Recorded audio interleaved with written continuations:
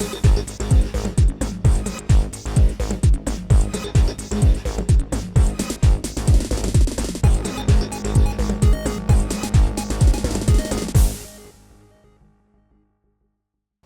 ladies and gentlemen, welcome to Real United States. I'm your host Paul Campbell, and as always behind the camera is our camera operator and my wife Beverly Campbell. We're here in Evart, Michigan at the 2014 Evart Car Show. Now this is a kind of an eclectic show. There's quite a mix between classic antiques, muscle cars, even some very modern looking vehicles, relatively current vehicles. So there's quite a mix of stuff here. It's a relatively nice day, a little overcast, but it's not real hot. We're going to take you around and we're going to show you some of these vehicles. Right here behind me is this beautifully restored 1972 Plymouth Roadrunner, really classic muscle car here in the United States. So we're going to continue with the world's love affair with automobiles here at the 2014 Evart Car Show. Come along and join us. So here we got another beautifully restored muscle car. This is a 1972 Chevrolet Chevelle, and really nice paint job on this. Really, really beautiful color they've done with this. You'll notice that on the wind scoop, the air scoop, over the manifold, they've also color coordinated this, so when the hood's down, this all matches with the green, with the kind of green flames on it. You know, people just love to do that flame effect on these muscle cars, and this one's really, really nicely done. See some of the interior components like the steering and the brake cylinder have also been painted with the whole matching color. And the nice thing about these two is the interior is really in pristine condition. This is, you know, not quite factory, but it's almost like it just came off the line. So this has been really loved on and restored nicely. And you can tell that these vehicles haven't been driven a lot on the road, and that they're collector's items because everything under the hood, the frame and everything is absolutely pristine. Nice and clean. There's no road dust or anything on them. And very nicely cared for. So as a lot of folks probably already know out there, our regular viewers, that Bev and I are truck drivers. We both like pickup trucks. We both have, like I have an SUV and Beverly has a pickup, so we like to see the old classic trucks. My second vehicle actually was a Ford half-ton pickup, very similar to this, only mine was a 1964. This is a 1951 Ford F1, which then later was replaced by the F100, which they don't make anymore either. But one of the things that Bev wanted me to point out was the grill on this. Back in the early 1950s, of course, you know, things were built a lot heavier than they are today. Now a lot of concern about weight for fuel economy and those things, but in the day, this is an all steel grill. This is kind of like a cow catcher. You hit something with this, it isn't going to give unless you hit something really hard. So definitely well built back in the day. It's kind of a subdued color of green, but certainly very nicely restored. You notice not a lot of chrome in that particular era. Chrome became a lot more popular in the late 50s. So a lot of painted components in lieu of the chrome components you'd see on grills and those sorts of things in the later 50s, the 60s, and up to today. But really nicely restored, and again, just pristine cleanliness. 1969 Coupe. I know there's a lot of Chrysler fans out there, and Plymouth, obviously part of Chrysler Corporation. Beautiful, beautiful Coupe. This was, again, one of the classic street rods of its era in the late 60s. Very nice car. This was the thing to have when I was a young man if you were buying a muscle car.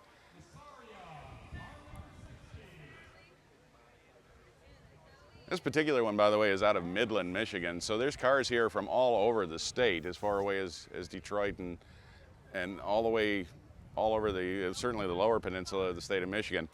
A lot of people come for this event.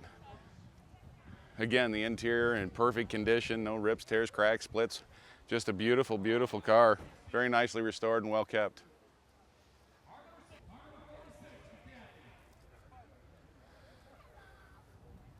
'55 Chevrolet Bel Air.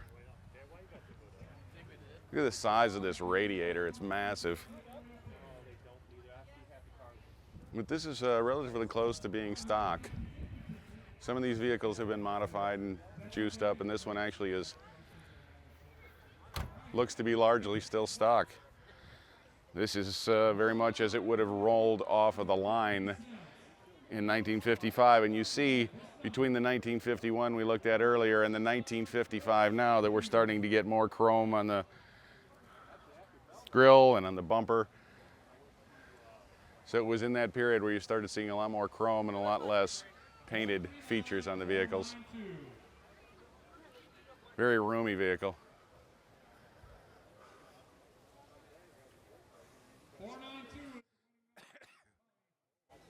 Next door prize is Gary Morris, car number 8.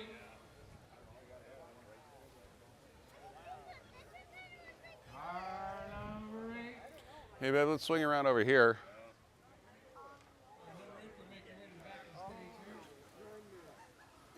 Sweet 1959 Chevy Corvette. Black with a red interior. This is gorgeous. Nice styling on that particular year. Again, you're seeing more chrome here. Really, really sharp.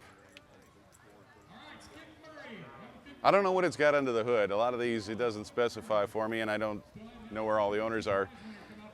But I'm sure this is a V8, this is a sports car, but I don't know exactly how big this particular engine is. Certainly in 1959, fuel economy was not a huge concern, so it's probably pretty big.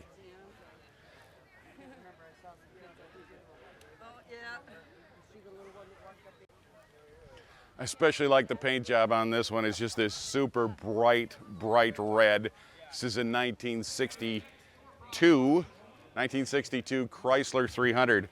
And again, this is one of those big, heavy vehicles from the early 60s that were just massively built. Very, very powerfully, very strongly built in both frame and engine.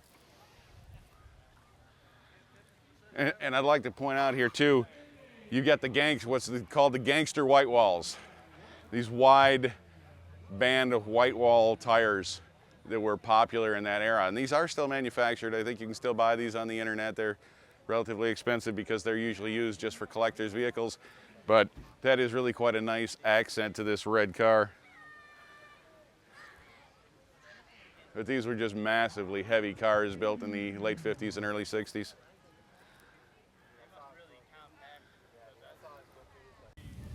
It's a 1930 Chevrolet Coupe.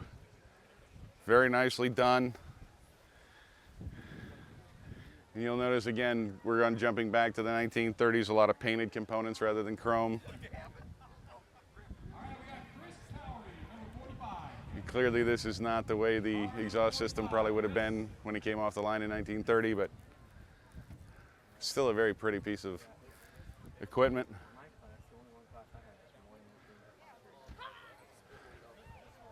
And this is what I was saying, that this car show is kind of an eclectic mix between stock and customized and new and old and classic and muscle cars, and it's a little bit of everything, which I hadn't really expected when we were heading up here. Here we've got something that particularly caught my interest. It's a 1955 Thunderbird. Again, beautifully restored. It's a convertible, two-seater. Classic car for the era. The thing that particularly caught my interest about this is I was almost run over by one in 1979 out in California, only that one was red. So it's one of those things that sticks in your head and you never forget.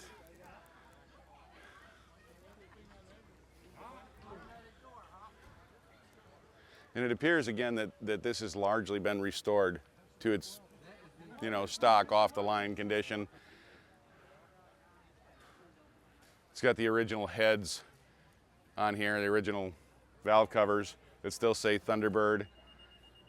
Really, they've gone to a lot of effort to try and make this as close to the original as they possibly could.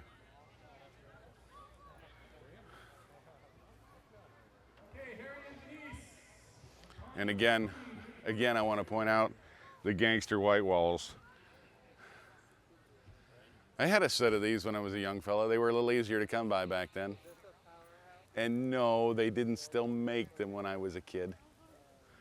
These are actually even a little bit before my time. But these obviously are now reproductions that have been manufactured in a recent era. I do love gangster white walls. 1987 Cadillac Fleetwood. I had a 1979 very much like this.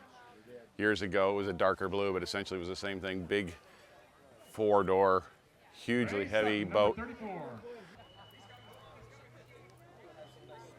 Is it coming? All right, here it comes.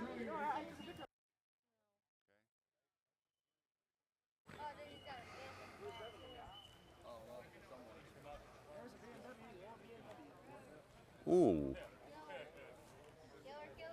This is a 327, isn't it? That's a killer car, dude.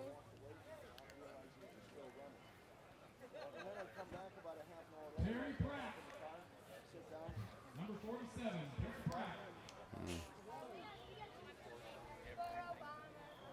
That's the best car ever.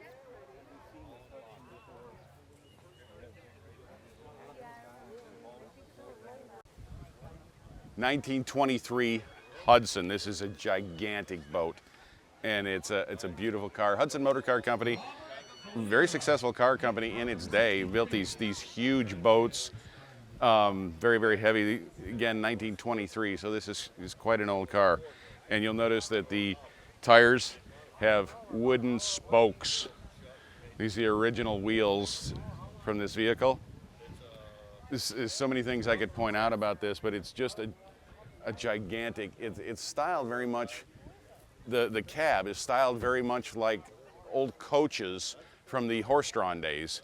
And that whole mental set carried over into the 1920s when designers were actually starting to design motor cars, automobiles. And so a lot of the things that were on carriages in those days, like this style of side light, even though I'm sure that this one actually is electric, that it's carried over from the old kerosene coach lamps that you would have seen on coaches in its day. A lot of things that you don't see on a little bit later model vehicles. The horn exterior, this bar between here, and a lot of these things are actually copper. You would have seen these being chromed now. But this is just a fantastic vehicle. I really got to look up what the weight is on this vehicle, the approximate weight anyway, because I'm sure this thing is built like a tank.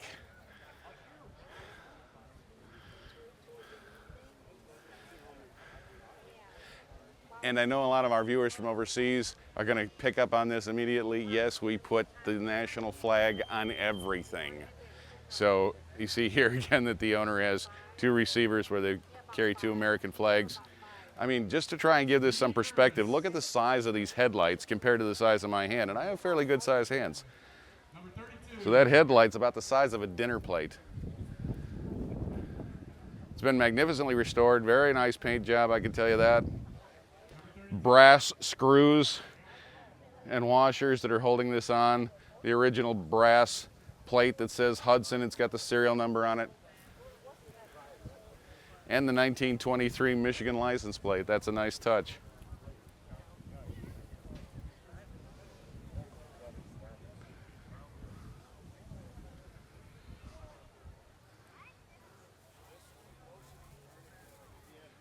Still in that era, this is 1931, so almost a decade later, an Oldsmobile.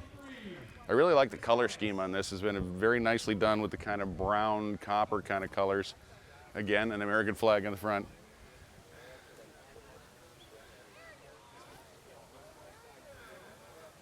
Really gorgeous the way they've restored everything in here. And I love these old hoods that used to come up from the sides. We're starting to get a few sprinkles of rain here, so we're probably going to have to cut this short.